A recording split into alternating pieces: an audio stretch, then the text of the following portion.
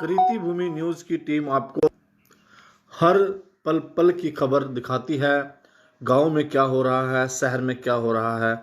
आज हमारे देश में समस्या सबसे बड़ी जल को लेकर है। आज हमारे साथ एक साथी जुड़ चुके हैं जिनका नाम है खुशीराम गोयल, जनरल सेक्रेटरी हैं हरियाणा प्रदेश भट्टा एसोसिएशन के। हम उनसे जानने की कोशिश करेंगे कि वो जल को लेकर क्या संदेश देना चाहेंगे और उनके विचार जानेंगे राजनीति को लेकर, 2024 को लेकर वो क्या कहना चाहेंगे। जी, आपका स्वागत है हमारे चैनल पर। धन्यवाद। जल, इसकी कोई कीमत नहीं है, अनमोल है। ये एक प्रकृति का हमें दिया हुआ एक अनमोल तोहफा है। बहुत सी जगह हमने पिछले काफ़ी टाइमों से देखा है कि पानी के पीछे लड़ाई हो रही है। अभी पीछे बेंगलोर शहर का जिक्र था कि वहाँ पर बहुत बड़ी बड़ी कंपनियों ने बेंगलोर शहर को छोड़ दिया क्योंकि वहाँ पर पानी हफ्ते में 2 दिन या एक दिन में 1-2 घंटे के लिए आता था। यहाँ पर भी पेड़ काटे जा रहे हैं, नदी नालों के रास्ते बदले जा रहे हैं, लोगों ने उसमें खेती शुरू कर दी, किसी ने मकान बना लिए, जो कि प्रकृति के खिलाफ है। और प्रकृति जब बदला लेती है, 2 साल पहले देखा कि हिमाचल में और यमुनानगर ज़िले में भी बहुत बाढ़ आई। वो बाढ़ इसी वजह से है कि हम लोग प्रकृति का अंधाधुंध दोहन कर रहे हैं, पेड़ नहीं लगा रहे हैं, नीचे से जल निकाल रहे हैं ज़मीन के, और फिर उससे बहुत फ़र्क पड़ता है। तो इसलिए हमें सबको जल की बर्बादी को रोकना चाहिए। ये जो व्यर्थ जल बहता है, टूटियों को बंद कर देना चाहिए और ज़्यादा से ज़्यादा पेड़ लगाने चाहिए। दूसरा, हम बात करते हैं राजनीति की। राजनीति को लेकर आप क्या कहना चाहेंगे? देखा जाता है कि आजकल विपक्ष इकट्ठा हो चुका है, बातचीत कर रहा है, चुनाव लड़ रहा है। आपका क्या मत रहेगा 2024 में? क्या लगता है कि दोबारा फिर से मोदी सरकार आएगी या फिर विपक्ष मजबूत होता हुआ नजर आ रहा है? देखिए, ये एक ऐसा विषय है, हम कहूँगा कि व्यापार के हित में, देश के हित में एक मजबूत नेता की देश को ज़रूरत है, जिसकी सारे विश्व में एक व्यापक जान पहचान हो। हमने पहले भी कहीं देखा है कि कहीं पर हमारा विश्व में एक कमज़ोर लोगों के रूप में मानी जाएगी, उससे हमें हर एक किस्म की दिक्कत आती है। एक मजबूत पार्टी की, एक मजबूत नेता की देश को ज़रूरत है, वो 2024 में आना चाहिए। मजबूत नेता किसको मानते हैं आप? देखिए, मैं मानता हूँ कि अगर हम अपने घर में रह रहे हैं, अगर घर का मुखिया भी कमज़ोर है तो वो घर बिखर जाता है। तो ये तो भारत दुनिया का सबसे बड़ा लोकतंत्र है। इसमें अगर हमारा नेता कमज़ोर होगा, पिछले हमने एक दौर देखा है 1996 से लेकर के 2000 तक खिचड़ी की सरकारें बनी हैं, तो देश का क्या मजबूत नेता की जरूरत है। देश के माननीय प्रधानमंत्री नरेंद्र मोदी जी बड़े ही मजबूत प्रधानमंत्री माने जाते हैं।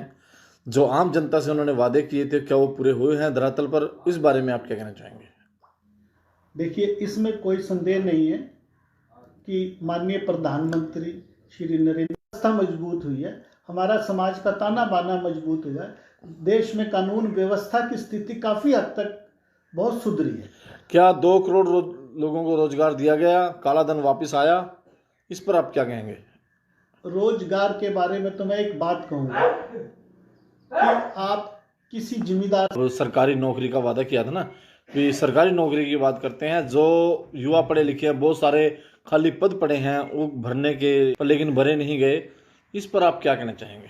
देखिए, सरकारी नौकरी सबको नहीं मिल सकती। आज से 30 साल पहले मैं भी सरकारी नौकरी लेने की लाइन में लगा था, 10 मुख्यमंत्री आए चले गए। मेरी तो बात छोड़िए, जितना कोई पढ़ेगा उस हिसाब से नौकरी लगेगी, और ये पारदर्शिता बहुत एक अच्छी पहल है। इस पर आप क्या कहना चाहेंगे? देखिए, अभी मतलब हमारे कई मजदूरों के बच्चों को भी सरकारी नौकरियां मिली हैं, जो कि पहले हम ये मानते थे कि मिलती नहीं थी। भाजपा सरकार का ये है जो पारदर्शिता को लेकर क्या कहना चाहेंगे? पारदर्शिता तो सरकार ने अच्छी की है। पारदर्शिता तो अच्छी की है, बहुत गरीब घरों के होनहार बच्चों को नौकरियां भी मिली हैं। यही सराहनीय कदम है सरकार का, जिससे मतलब सरकार आगे बढ़ेगी। लेकिन सराहनीय कदम तो और लगता है जैसे कि रोजगार लोगों को दिया गया है, बहुत सारे लोगों को रोजगार दिया गया है अपने पैरों पर खड़े होने के लिए। मोदी जी का जो संदेश था वो भी आपने अच्छा संदेश दिया है कि अपना नौकरी छोड़कर अपना कोई बिजनेस कर ले। हाँ जी। तो इससे भी हमारी मतलब युवाओं को बहुत अच्छा लाभ मिलेगा। तुम बात करते हैं, एक प्रधानमंत्री जी का वादा था 2000।